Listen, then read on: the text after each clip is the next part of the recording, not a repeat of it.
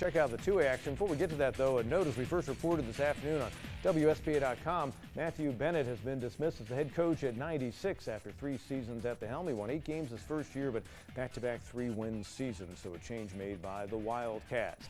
Now, among the 2A teams, still trying to push on in these parts and get themselves further into the postseason in week number 2, Zoom, Cook, and Clinton going at it against Saluda. First meeting since 1973. The schools aren't all that far apart. You saw the run, then the touchdown.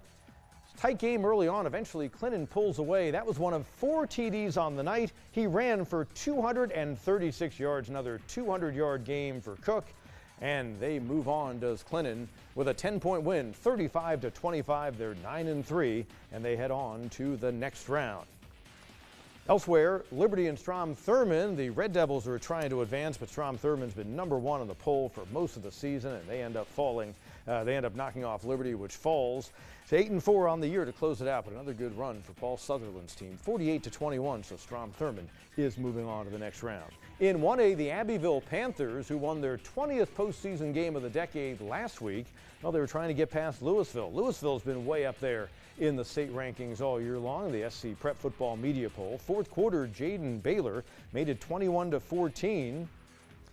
But then Jacorian Housey in a 21-all game with the touchdown.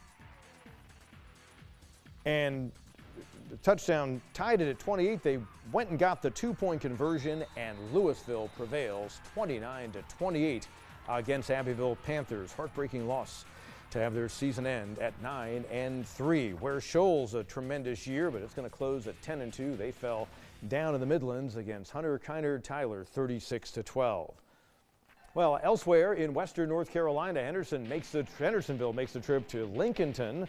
9-2 Bearcats against their 8-2 hosts. Gianni Thompson on the receiving end from Kieron Ward, and then Jordan Buford for the touchdown. But in the end, Lincolnton able to pull it out 28-27. Tough 1-point loss for Hendersonville. Tough night for the Vills as they fall by a point. Their season ends at 9-3. Wes Henderson went to East Lincoln. Check out Cade Young's toss and a great catch on the receiving end as the Falcons were trying to bump off a 9-1 team and get an 8th win on the year.